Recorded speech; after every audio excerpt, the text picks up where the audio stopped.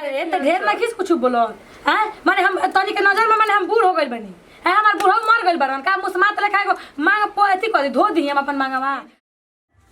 बतावा कि दोनों के दोनों सुतल बाड़ी सन दादा दादी के मारे कनी के ना घर दुआर कुछ नहीं के बाहर ए के घर भइल बाटे एकनी के रहते हम बेटा बेटी के बियाह करे से का फायदा कि जब हमरे सब करे के बाबे एकनी के तनी में बुझाता वे कि आई दोपहरिया के टाइम में बाहर वार के ओकरा बाद में सूती घर आंगन कर लेती सब फिर लगले साज फिर खाए के बनावे के पड़ी देखो तो धूरा माटी आता ना उड़ता है नु कि अभी रोगे भई रहत है छोड़ा हो सूता सा जगह वाला से निमन के अपने हाथ कर लो ना तो लगिया सा लड़े हमरा से आई रे माई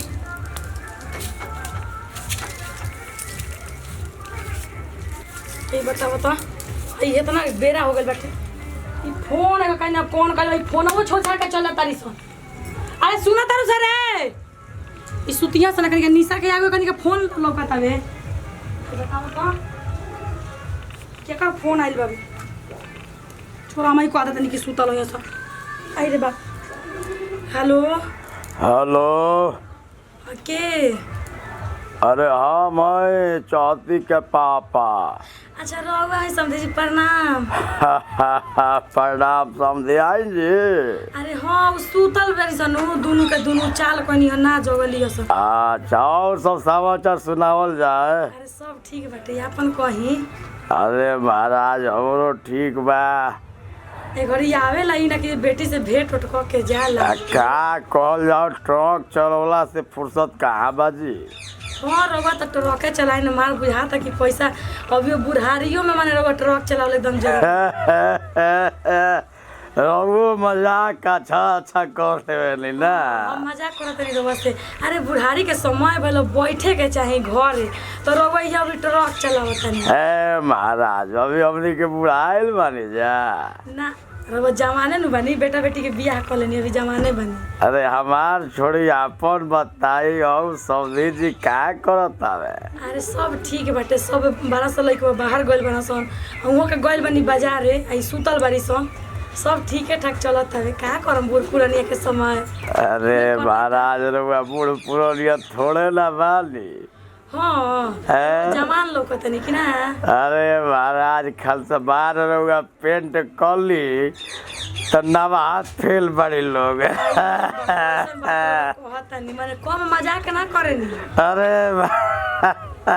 सही सब लोग कहेला बुढ़ऊ कहेला कि समझे जी बड़ा बड़ा मजाक किया है अरे वैसा बात नहीं के महाराज रउआ खलसबार पेंट कोई के जामा बाजार में चल देवनु तो दुकानदार फ्रीए में रउआ के सामान दे दिहस कैसे मजाक करतनी जी हम बार रंग के चली बेटा पतो के सामने महाराज रउआ के कोई देखी तो कोई थोड़े कि राउर बियाह हो गइल बा आ राउर बेटो पतो बड़ा सा बात नहीं रउआ ठीक है कहतनी हम जाना बड़ा जवान रहनी के हमरा आगे पीछे लोग घूमत कोनो झूठ बात नहीं सही है अभियो रउआ जवाने वाली अच्छा रउआ कहतनी तो हमरो बुझाता कि सही में जवान लेकिन का करम है लाज लगेला बेटा पतो के साथ महाराज का ला जाए के बा अच्छा सुने आ तनी हमार बेटी जो गया तो कह दे कि 5,000 रुपया भेजनी हम करा के खाता पर काहे खतरा भेजनी है जी रउआ हम नहीं खी अरे बेटी पतो बाड़ी स अबे कनिए खातिर सब बा ठीक है कहनी है तो भेजनी है ये ले निमन आइत तो तनी हमरो से रउआ भेज आई भाई समझिया जी आई भाई आई भेंट हो जा कितना दिन हो गए बस भेंट कहियो रांची से चलब न तो उन्हें आई ट्रक लेके ट्रकवा ले ले हम तो ट्रके पर हुआ के घुमाई महाराज लेके आई ठीक बा रखो तनी समझिया जी ठीक बाटे रखी हम जागी लो तो कह दे ठीक बाटे प्रणाम प्रणाम बुढ़वा कम मजाक ना करे कहतर कि जवान रहे लागे लेकिन सही कहतर हमें कोनो अभी बुढ़ा गइल बनी हमारा से बड़ बड़ कतना लोग के बेटा पतो बावे तो इतना नया नया लागेला हम ना सोच समझ के रहनी यही सुनगतिया लागे नहीं हमारे एथी जनबर रहनी ना तक दुनिया लोग कहेला के रहनी जवान त तुरनी मचा अभी इतना बुढ़ा गइल बनी अभी से सही में अपन केस से रंग ले हम तो नए लागम पाउडर क्रीम लगा लेम तो हई हम ना चाहत रहे नहीं पहने के, लेकिन लोग कहला कि बियाह शादी कर दिले बेटा पतो के थे हम बाकी ऐसे जाता नहीं हम पहनत नहीं उल्टी परेसा।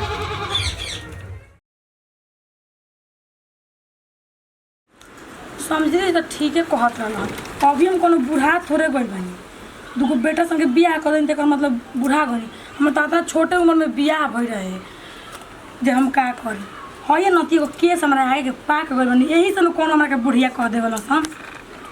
लेकिन इहे तनी सोच समझ के रहम त केहू थोड़े कही जब ये बूढ़ा गइल बानी हम ही लाजे भी लगे छोड़ देनी। लेकिन अब त ना इमे सब लगाई कर निमन से रह बूढ़ाऊ लगल त करकराए लगल बेटा पतो के सामने तेहे करबे थरिया के नीचे नमा जाला तो हम छोड़ दे मोहिना माने घर में ना लख थरिया हैं मारन लेके सब कचरा लगल बाबे आ पतन में लेके खतरू आ ई रौला का करतनी जी का करतनी नइखे लोग के का करतनी अरे वही का भइल इतना मेकअप ते कपड़वा करतानी माने वो ऐसा न बोलत रे हमरा भइल का बाबे रे तो हम एथी मुसमात बनी का रे हवाते नु बनी तो हम मेकअप नहीं कर सकल हमर सिंगार ओरा गइल बाबे कहीं जाए के बाटे का कहाँ जाए के बाटे नहानी है धोनी है तो कहनी है कि तनी लगा ली पाउडर ऑर्डर क्या मम्मी जी तो ही महंगा मेकअप हटे ये करा के काहे पुत तनी घर में रह तो ना लगावल जाला माने महंगा मेकअप हटे तो माने तूने लोग लगावे बोलो बूढ़ पुराने आदमी ना लगावेला ओकरा लगावे का मन ना हो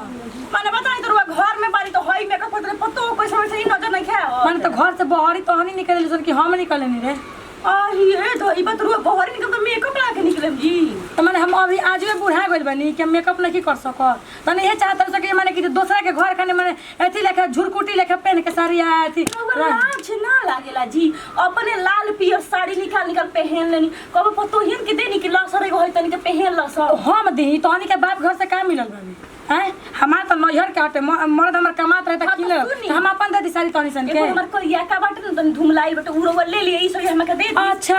माने तू ला सारा तहार हां पहनी हो आ तू लो पहना बोलो नीमन नीमन झमकाई बोलो तू लोग हम आजे बुढ़ा गई आई हमेशा सीधी पाला होत ला उल्टी पाला करिया से मारे लगनी बाप रे माने हम उल्टी पाला ना मारत रहनी हां सोवा खेनो हटे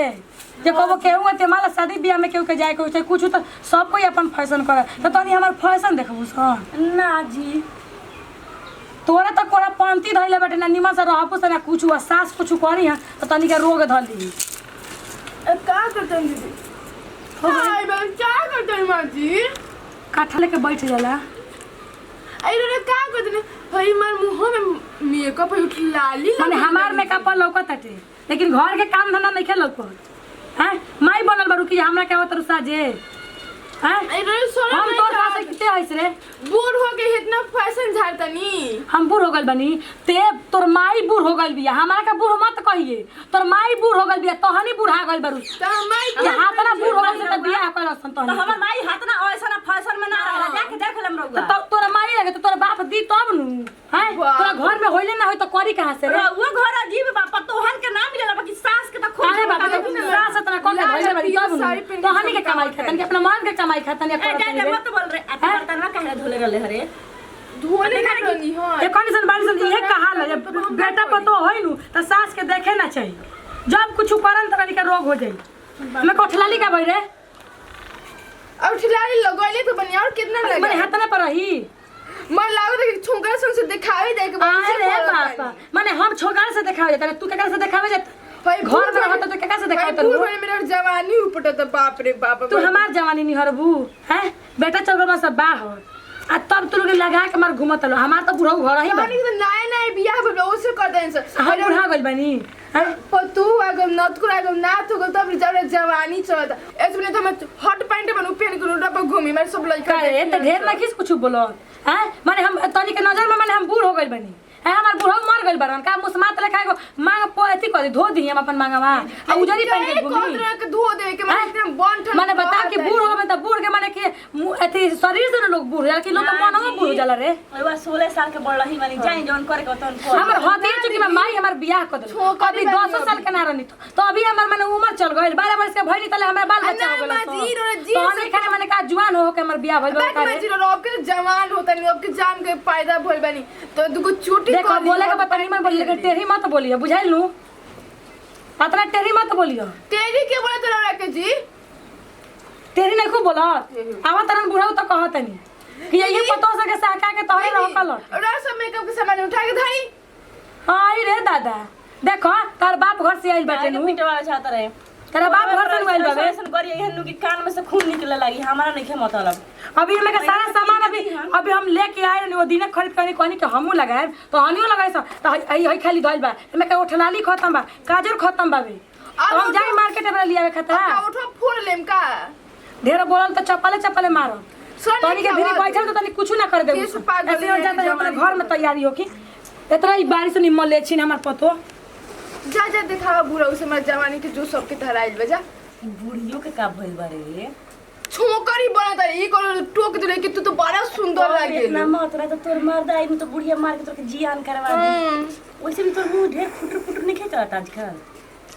अरे बता नहीं दूंगा कि रही तो गौवा को लोग बूढ़ा देखे तो इनके पर लाइन नहीं मारी का सोचे लोग बूढ़ा कब के जवानी आई बा जाए दे जब सोची लोग कही लोग तब न बुझाई तो हमनी को बता हमको पतो ही नहीं किसे लोग कहते अब बेटवा बदनाम हुई है वैसे बात नहीं खे आधा लोग ये सोचिन कि पतोहिए को आधा के बुढ़िया के छोड़ले बड़ी सो